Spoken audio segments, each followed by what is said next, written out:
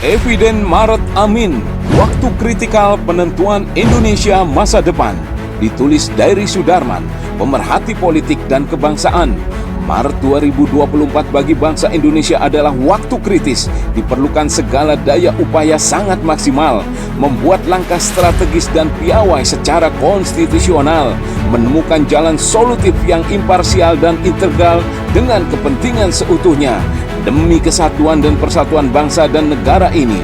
Di tengah bangsa dan negara ini berada di ujung jurang yang nyaris terhengkang terjungkal ke dalamnya. Di jurang dalam itu mengalir air bandang deras yang menyeret bahtera NKRI, mencirikan menuju ke arah kemunculan adanya residu politik negara monarki oligarki gaya baru. Bermetamorfosis dari habitat dan tabiat lamanya, bahtera Pancasila dan Undang-Undang Dasar 1945 itu akan terhempas membentur cadas hancur berkeping-keping oleh derasnya air bandang itu. Bercokol kibaran kedikdayaan negara monarki oligarki gaya baru itu selaras jelmaan PKI gaya baru. Berupa kekuasaan feodalistik, elitisme politik, otoritarianisme, penguasa dengan pengusaha-pengusaha yang rakus dan serakah, keculasan dan kelicikan yang selalu diacarakan akan semakin menjadi faktor pelicin menuju ketergelinciran dan penghancuran NKRI ke titik ekstrim. Jurang disparatis kemiskinan dan kebodohan rakyatnya semakin parah dan dalam.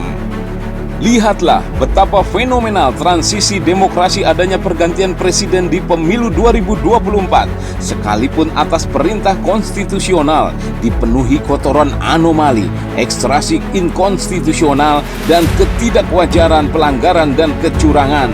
Bayangkan, di negara Amerika yang membidani kelahiran demokrasi murni, ketika hanya kasus perekaman data intelijen yang disebut kasus Watergate bisa menjatuhkan Presiden Nixon. Sementara ini yang sudah secara terang benderang dan sudah layak dan sepantasnya lah disebut sebagai the Presidential Political BEP Gates, the State Apparatus Gates, the Bensos Gate, dan the MK Gate, membuat Jokowi berikut kroni-kroni elit politiknya tetap saja tak bergeming, melakukan pengabaian, ketakpedulian, bahkan melakukan demosi argumentasi seolah tak terjadi apa-apa. Seolah apa yang diperbuat sang penguasa, pengrusak dan pembohong itu dengan begitu yakin bukan perbuatannya. Maka kemarin kita saksikan 5 Maret 2024 yang diharapkan akan menjadi momentum yang ditunggu-tunggu pagelaran konstitusional konstruktif hak angket untuk menjadi jalan mencari kebenaran, juga boleh dibilang masih abai dengan masih kosong melompongnya kursi-kursi para anggota lembaga legislatif DPR itu dengan kehadiran dan penyambutan militansinya. PDIP yang seharusnya menjadi inisiator karena memiliki kursi terbanyak hanya masih segelintir yang hadir, semakin memburamkan dan melemahkan giroh kesungguhan dan keniatannya secara on the track dalam bingkai konstruksi hukum itu menyelidiki dan menyidik segala perkara pelanggaran dan kecurangan itu. Sementara di jalanan di depan pintu barikade DPR, para demonstran dan pengunjuk rasa malah nyaris terjadi adu jotos antara kelompok yang anti hak angket dan pemilu curang dengan yang pro hak angket dan pemilu curang. Pertanyaannya, apakah kedua fenomena yang tengah terjadi di ruang sidang dan di jalanan itu menunjukkan mereka kelompok yang masih berargumentasi demosi, yang jelas disebut boleh jadi sebagai massa dan anggota Dewan Bayaran, bertujuan agar membuat hak angket itu masuk angin, pada akhirnya dibatalkan? Menegaskan pula adanya rumor telah terjadi mandi siram-siram sangat basah guyuran, money politikal, berlipat-lipat miliar di antara para anggota Dewan. Lantas apa solusinya ketika hak angket sebagai jalan konstitusional pun juga mampu diabaikan dan dibatalkan?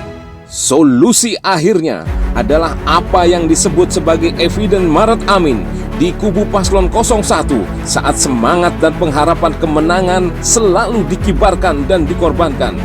Dikarenakan terkait bulan Maret pada tanggal 20 tahun 2024 adanya rencana KPU mengumumkan hasil rekapitulasi perhitungan suara untuk menentukan pula siapa pemenang sebagai presiden dan wakil presiden di periode 2024-2029. Itu berarti bulan pembuktian Maret oleh Amin adalah waktu kritikal bagi penentuan masa depan Indonesia yang sudah sangat terancam adanya yang menganggap kemenangan dari kelompok PKI Gaya Baru. Maka syarat kekuatan dan ketangguhan kesolidan Amin diperlukan dengan suatu keberanian yang luar biasa dari koalisi partai dan jajaran seluruh pendukung paslon Amin yang menunjukkan perjuangan dan kejuangan kemandiriannya, terutama untuk membuktikan segala bukti-bukti eviden atas segala pelanggaran dan kecurangan itu dengan akurasi, berdasar fakta faktual dan keorisinalitasannya, dan membawa itu memproses sebagai pelaporannya secara hukum ensik ke KPU, Bawaslu, dan MK. Tentu tak lupa, di samping kecurangan secara kuantitatif akan dipresentasikan ensik hukum pelanggaran secara kualitatifnya.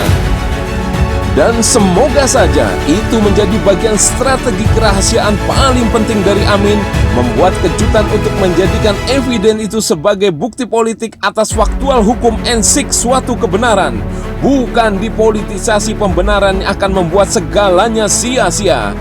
Dan ini akan menjadi hadiah terindah bagi kemenangan Amin, karena praktis paslon nomor 2 otomatis didiskualifikasi.